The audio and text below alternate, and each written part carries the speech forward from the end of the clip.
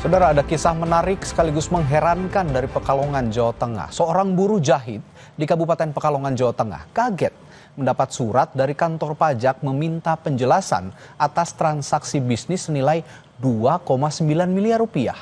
Ia mengaku tidak pernah berbisnis dan hanya bekerja sebagai buruh harian lepas.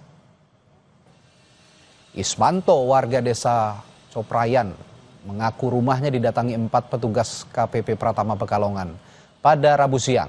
Dalam surat yang dibawa petugas tercantum nama, alamat, dan NIK sesuai KTP Ismanto.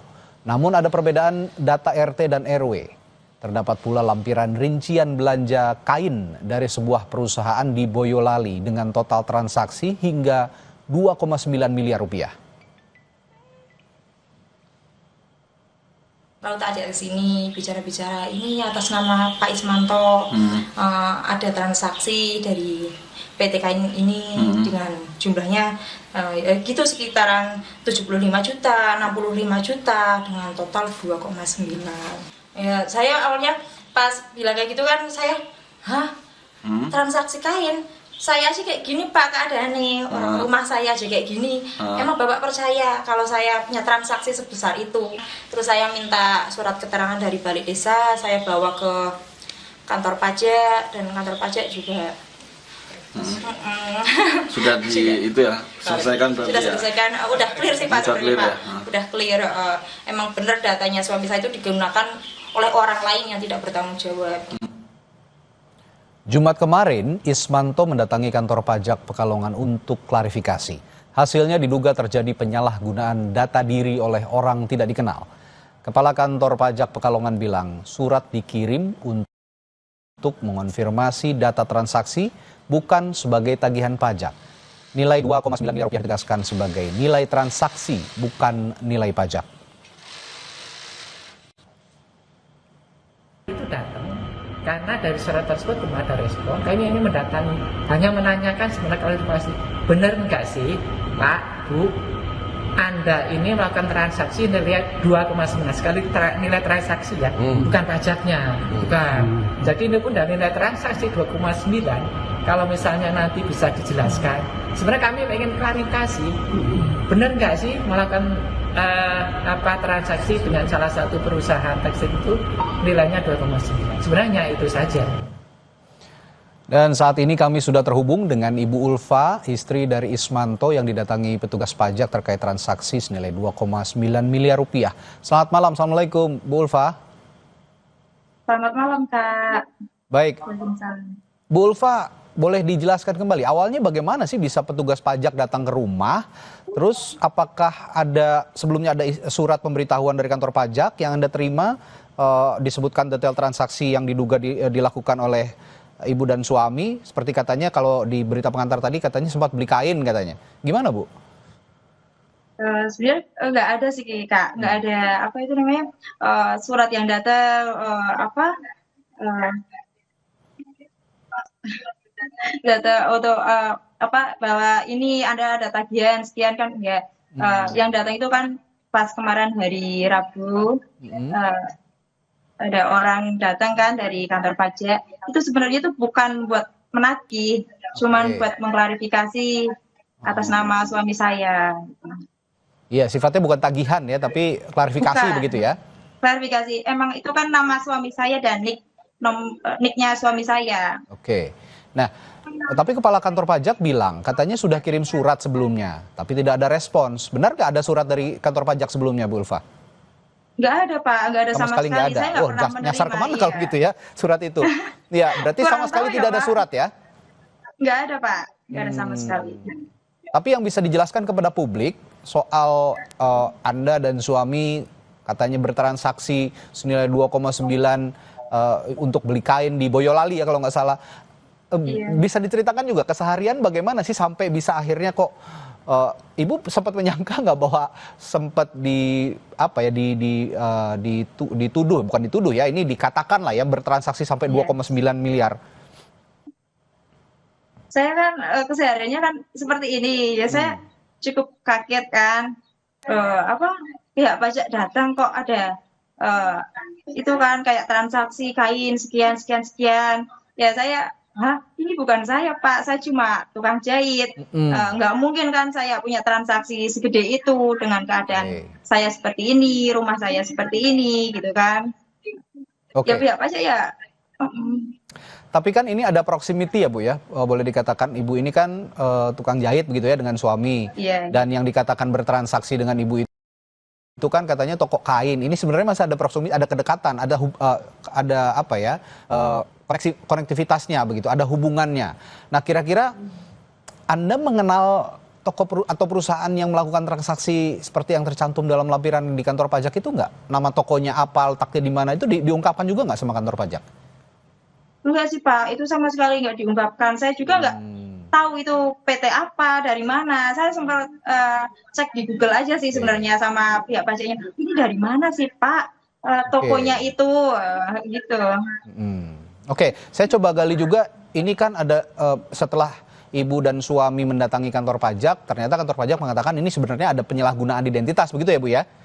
Iya benar Ya. Pak. Nah saya ingin tanyakan, apa Anda dan suami ini pernah kehilangan dokumen identitas atau seperti KTP atau juga memberikan data pribadi kepada pihak lain sebelum kasus ini terjadi? Pernah nggak melakukan seperti itu atau kejadian seperti itu?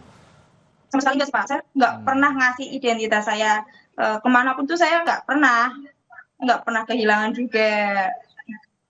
Kan ada yang bilang ini gara-gara pinjol lah, apa utang bank lah, sama sekali saya nggak pernah pinjol, nggak pernah utang bank, saya nggak pernah Pak, nggak pernah kehilangan gitu. Oke. Lalu proses klarifikasi, bagaimana dengan petugas pajak? Apa yang mereka katakan tentang kemungkinan identitas Anda disalahgunakan? Lalu apakah ada juga bukti yang mereka tunjukkan bahwa ini identitas Ibu atau suami Ibu ini juga disalahgunakan gitu? Ada yang dikatakan nggak sama kantor pajak? Saya kan minta surat keterangan dari Balai Desa Pak, saya bawa ke kantor pajak. Tapi memang itu bukan saya, tapi kantor pajak juga belum tahu siapa orangnya Pak. Siapa yang menggunakan identitas suami saya itu belum tahu. Oke. Itu ada kepastian nggak? Ini kan yang ngeri banget gitu ya Bu ya, kalau memang tiba-tiba orang biasa seperti kita ini tiba-tiba dikatakan punya transaksi miliaran gitu. Ini kan ngeri juga kalau memang ini terjadi kembali. Sudah ada kepastian nggak dari kantor pajak kira-kira supaya hal ini tidak terjadi lagi sama suami dan Ibu? Ya kalau itu ya Pak, saya sih menghimbau untuk masyarakat aja sih, biar nggak terjadi. Dari kantor pajaknya tapi tidak ada imbauan apa-apa ke Ibu? Iya. Ya itu sih, coba bilang lebih hati-hati lagi untuk menjaga identitas pribadi gitu kan, apa itu namanya, data diri gitu kan. Bisa jadi pas apalah dimintain kayak ini bakal dapat bantuan nih, minta KTP, minta KK gitu kan. Itu lebih hati-hati lagi, jangan percaya seperti itu. Oke. Tapi secara harfiah ada dampak nggak sih Bu ke kehidupan Ibu sehari-hari, aktivitas Ibu sehari-hari dengan adanya dugaan kata kantor pajak ya, dugaan transaksi 2,9 miliar ini padahal tidak ada sama sekali. Ada dampaknya nggak buat Ibu dan suami? Awal-awal saya sempat shock, stres, suami ya sempat meriang Pak. Karena sempat ini juga ya, sempat nggak karuan rasanya ya? Iya, karena lihat transaksinya yang sebesar itu kan Pak. Iya. Nah, ke depan kira-kira Ibu apa yang akan dilakukan Ibu dan suami? Apakah akan melaporkan ke polisi atau melakukan penyelidikan lagi ke kantor pajak? Karena ya ngeri juga kan kalau memang di kemudian hari terjadi kembali seperti ini. Tapi kan untuk mengusut seperti itu kan susah ya Pak ya. Nggak segampang yang kita pikirkan gitu kan. Oke, tapi kalau melibatkan aparat kepolisian sepertinya memang ada celah untuk bisa dilanjutkan Ibu. Karena mereka punya perangkat untuk mengetahui siapa sebenarnya yang punya transaksi itu dan mencatut nama suami Ibu gitu. Ada langkah ke sana, kepikiran ke langkah seperti itu?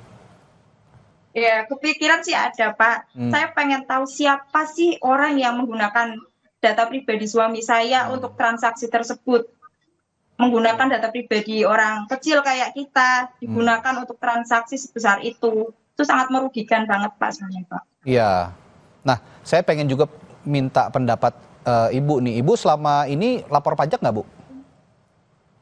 Saya lapor pajak gimana ini Pak maksudnya? Ada pajak yang dikenakan nggak sama penghasilan suami misalnya atau penghasilan Ibu selama ini? Enggak sih Pak, saya kan Enggak ya, cuma karena guru jahit wira swasta ya. Iya, iya. Oke, tapi ada ada respons ataupun harapan ke depannya misalnya langkah yang sudah diambil oleh kantor pajak ini apakah sudah menurut Ibu sudah cukup ataukah perlu lagi ada penyelidikan lanjutan menurut Ibu? Ini kantor pajak masih mau menyelidiki ya Pak ya? Mau menyelidiki lewat itu PTK-nya itu. Mau diselidiki Masih oleh penasaran ke PTK-nya itu ya Bu ya? Iya, masih mau diusut oleh pihak pajaknya mungkin Pak.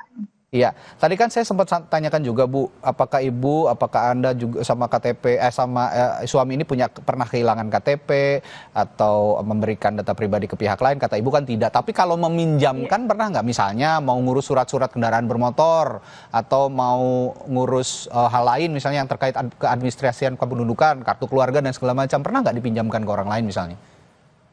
Saya sih nggak pernah ya Pak ya. Cuma kalau emang kayak kayak pas coblosan gitu kan Pak, itu kan kayak diminta data diri gitu kan, fotokopi KTP, fotokopi KK gitu. Yeah. Tapi kalau untuk meminjamkan ke orang lain saya nggak pernah Pak. Ya, berarti terakhir juga ada tadi sempat menyinggung soal imbauan ya, imbauan ke masyarakat, ada yang mau disampaikan Bu? Ya, untuk lebih hati-hati lagi dalam menjaga data diri kita, jangan sembarang ngasih ke orang gitu, biar nggak terjadi hal seperti ini lagi. Sebenarnya sih banyak Pak, katanya Pak, di Palang ini banyak korbannya. Banyak ya kasus seperti ini ya? Iya, cuma saya yang viral aja gitu. Oke. Ya itu Ibu Ulfa aja yang nggak pernah minjemin, nggak pernah menunjukkan data diri ke yang lain, dicatut apalagi dipinjamkan ke yang lain, apa ditujukan ke yang lain gitu ya. Ini lebih berbahaya lagi, itu pesan moralnya perbincangan kita malam hari ini. Semoga tidak terjadi lagi ya Bu, kedepannya seperti ini cukup mengagetkan juga kan, cukup bikin kita terkejut juga ya. Baik. Saya sudah clear sih Pak, sudah clear sama pihak pajaknya, sudah clear, udah. Baik. Aman, insya Allah. Baik, terima kasih Ibu Ulfa sudah berbagi informasinya di Sapa Indonesia Malam. Sehat selalu, sampai jumpa lagi, selamat malam Bu Ulfa. Iya, selamat malam Pak, terima kasih. Terima kasih. Saudara, setelah jeda, di tengah keputusan Israel menguasai seluruh jalur Gaza, pemerintah Indonesia menyiapkan rumah sakit di Pulau Galang untuk korban luka Gaza. Kita punya pembahasannya sesaat lagi.